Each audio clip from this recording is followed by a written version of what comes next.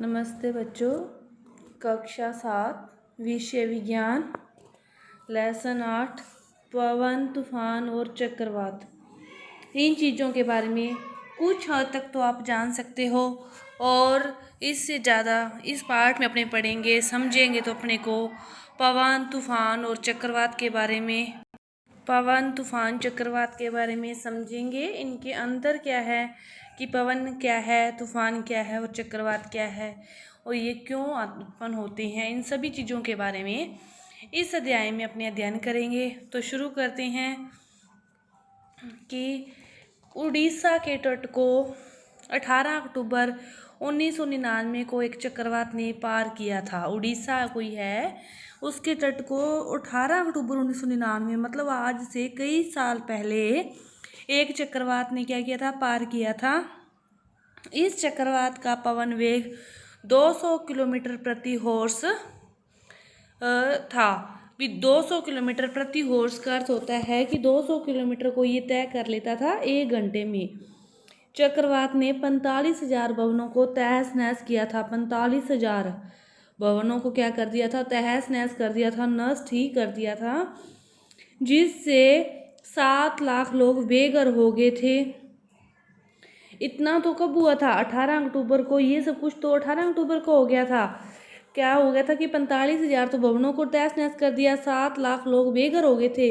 तो उसी वर्ष 18 के बाद फिर कितने को, 29 अक्टूबर को और फिर 260 किलोमीटर प्रति घंटे, तब तो क्या आया था 200 किलोमीटर प्रति घंटे, लेकिन 29 अक्टूबर को 260 किलोमीटर प्रति घंटे की दर से फिर चक्रवात आया था। और वो भी कहाँ आया था, उड़ीसा में भी आया था। पहले वाला भी उड़ीसा में आया था और बाद वाला भी उड़ीसा में आया था।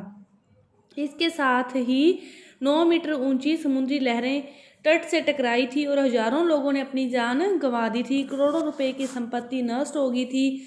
ये सारी चीज़ें चक्रवात आने से हुई है। इसकी कुछ झलक आपको इसमें दिखाई गई है कि बहुत ही खतरनाक स्थिति होती है। चक्रवात अपने सोच भी नहीं सकते, इतनी खतरनाक है। तो ये 2 बार आई थी उड़ीसा में, 18 को और 29 को।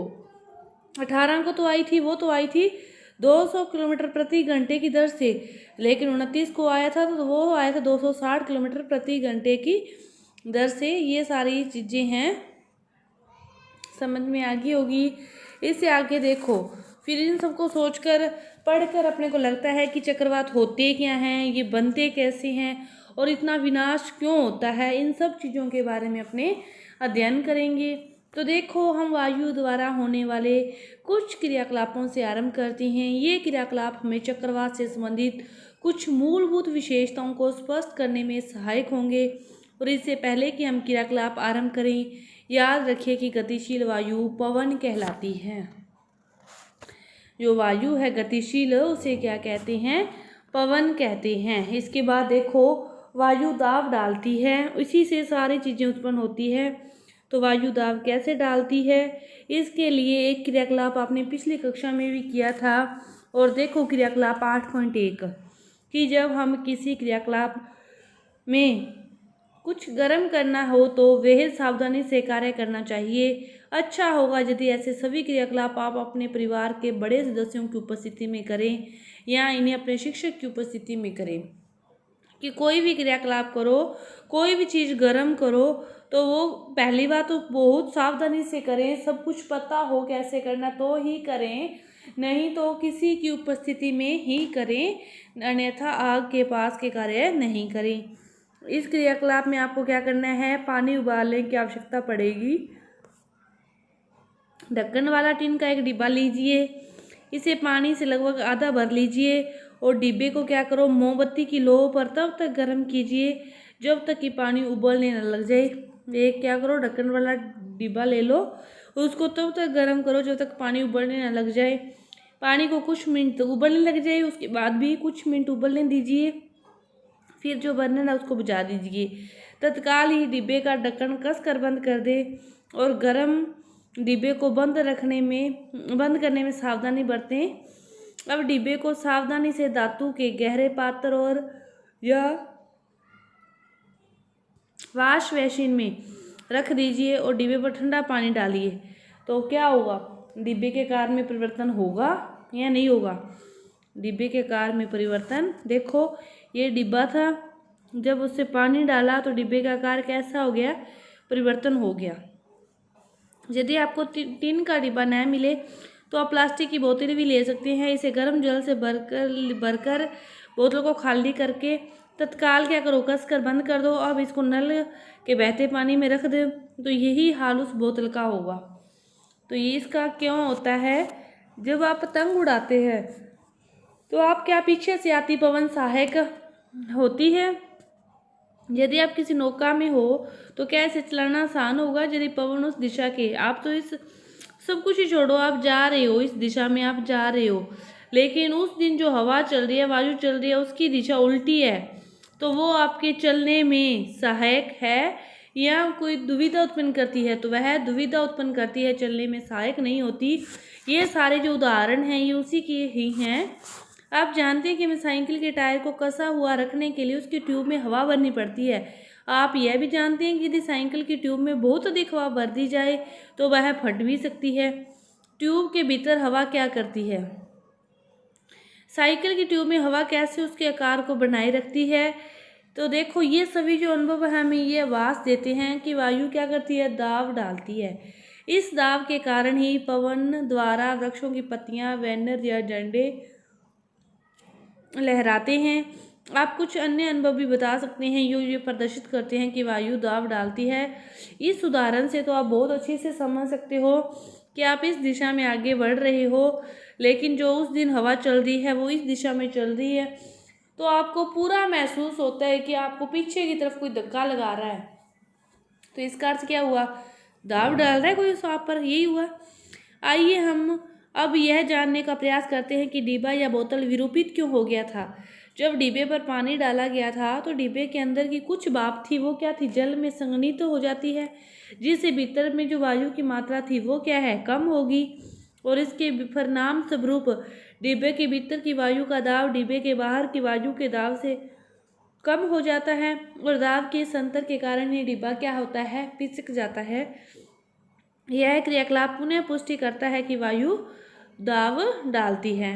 अब देखो पवन का वेग बढ़ने पर वायु दाब घट जाता है। इसके लिए एक क्रियाकलाप दे रखा है आपको कि कागज के एक टुकड़े को मोड़कर किसी खाली बोतल के मुख से कम माप की गेंद जैसा आकार बनाइए और खाली बोतल को पकड़कर उसके मुख के पास कागज की गेंद को रखिए और फूंक मारकर अपने क्या करते हैं, गेंद को बोतल के अंदर धकेलने का प्रयास करते हैं। तो इस क्रियाकलाप को विभिन्न माप की बोतलों में आप आसानी से करके देख सकते हो।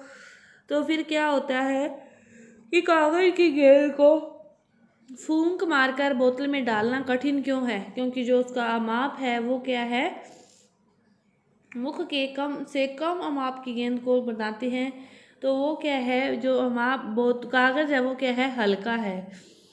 तो देखो कागज की गेंद को फूंक, अब ये आपको गुब्बारे फूलने का क्रियाकलाप दे रखा है कि एक रस्सी ले लो, दो गुब्बारे बांध लो, एक सिरे से थोड़ी सी दूरी पर दूसरे सिरे पर, फिर क्या करो कि दोनों समान के थे, दोनों को में पानी भर दीजिए और दोनों को फुलाकर एक धागे से बांध दिया और गुब्बारों को साइकिल के स्कोप या किसी शर्ट से 8-10 सेंटीमीटर की दूरी पर लटका दिया और दोनों गुब्बारों के बीच के स्थान पर फूंक मारिए। ये देखो जो फूंक मारनी है वो बीच में मारनी है, यहाँ मारनी है, फूंक मारिए। आपके विचार में क्या होना चाहिए कि गुब्बारों के बीच फूंक मारने से आप देख सकते हो इस क्रियाकलाप को करके कि क्या रिजल्ट आता है। एक और फूंक का दे रखा है कि क्या फूंक मारकर कागज की पट्टी को उड़ा सकते हो, इसका भी आप क्रियाकलाप करके देख सकते हो। देखो लगभग 20 सेंटीमीटर लंबी और 3 सेंटीमीटर चौड़ी कागज की फट्टी को अपनी अंगूठी या तर्जनी के बीच में इस प्रकार पकड़िए कि जो पट्टी का अधिकांश भाग है वो नीचे रहे, बस थोड़ा सा भाग से ही पकड़ना है, अधिकांश भाग तो नीचे रहना चाहिए। तो पहली का उस पर फूंक मारिए। तो पहली का तो विचार है कि पट्टी ऊपर उठ जाएगी, जबकि वो जो सोचता है कि पट्टी नीचे झुक जाएगी। आप इन सभी परीक्षणों को खुद अपने घर में करके चेक कर सकते हो। तो देखो कि जब हम बोतल के मुख पर फूंक मारते हैं तो मुख के पास की वायु का वेग अपेक्षाकृत अधिक हो जाता है और इससे वहाँ का वायु दाब क्या होता है, घट जाता है।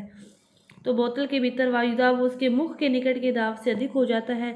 इस कारण बोतल को के भीतर की वायु गेंद बाहर की ओर धकेल देती है।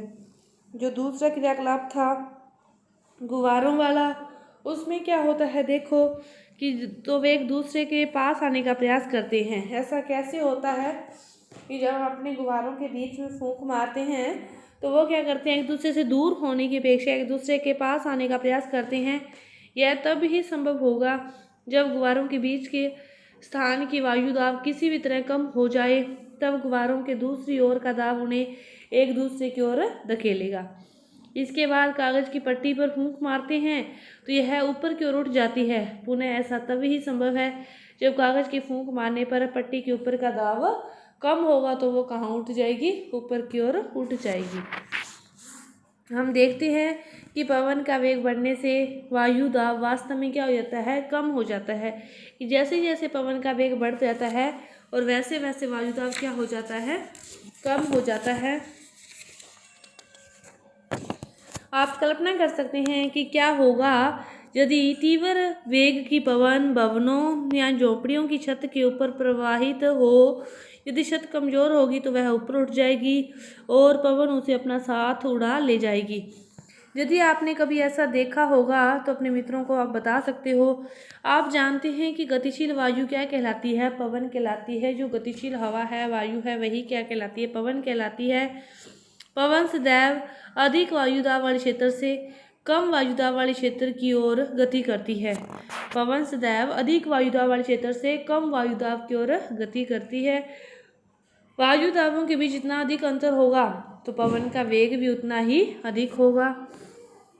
विभिन्न क्षेत्रों के वायुदाब में विभिन्नता कैसे उत्पन्न होती है, इसके बारे में देखो। गर्म किए जाने पर वायु का प्रसार कैसे होता है। इसके लिए क्या किया कि एक वचन नली लीजिए और नली के मुख पर क्या कर दीजिए, एक गुब्बारा कस दीजिए। और इसे कसने के टेप का प्रयोग आप किसी भी चीज़ की सहायता से कर सकते हो। अब क्या करो, 2-3 तिहाई ऊंचाई तक गर्म जल डाल दीजिए और गुब्बारा लगी कवचन नली को भी गर्म जल में रख दीजिए, लेकिन गुब्बारा क्या रहे, जल से बाहर रहे। तो 2-3 मिनट तक यह देखेंगे कि गुब्बारे के आकार में किसी प्रकार का परिवर्तन होता है। कवचन नली को जल से बाहर निकाल लीजिए और इसे कमरे के ताप पर ठंडा होने दीजिए। अब फिर क्या कीजिए, एक अन्य विकर में थोड़ा बर्फ और ठंडा जल लीजिए और फिर वही प्रोसेस उसमें करें। 2-3 मिनट के लिए फिर उसमें रख दें। ये 3 प्रकार का प्रयोग है। एक तो कवचन नली के मुख पर गुब्बारा कैसे बांधना है, फिर गर्म जल में डुबो दो और फिर बर्फ वाले में कैसे डुबोने पर उसके आकार में क्या परिवर्तन होता है। तो अपने प्रश्नों के आधार पर नवीन प्रश्नों के देखो। कवचन नली को गर्म जल में रखने पर गुब्बारा क्यों फूल जाता है और वही गुब्बारा कवचन नली को ठंडे जल में रखने पर पीछे क्यों जाता है। तो क्या हम पहले प्रेक्षण से ये निष्कर्ष निकाल सकते हैं कि वायु गर्म किए जाने पर फैलती है और उसमें प्रसार होता है, और ठंडा किए जाने पर वह सिकुड़ती है तो उसमें प्रसार नहीं होता। ऐसा ही एक क्रियाकलाप और दे रखा है कि समान माप की कागज की 2 खाली थैलियाँ या कागज के 2 खाली कप लीजिए। दोनों थैलों को धातु या लकड़ी के किसी छड़ के 2 किनारों से लटका दीजिए। ध्यान रहे कि कागज की थैलियाँ या कपों का मुख नीचे की ओर रहे। सावधानी है कि जलती हुई मोमबत्ती को सावधानी से पकड़ें, उसमें किसी भी प्रकार का नुकसान न हो जाए। छड़ के मध्य से एक धागा बांध कर इसे धागे से इस प्रकार पकड़ें जैसा किसी तराजू में करते हैं। अब किसी एक थैली के नीचे चित्र में दिखाए अनुसार जलती मोमबत्ती को रखें।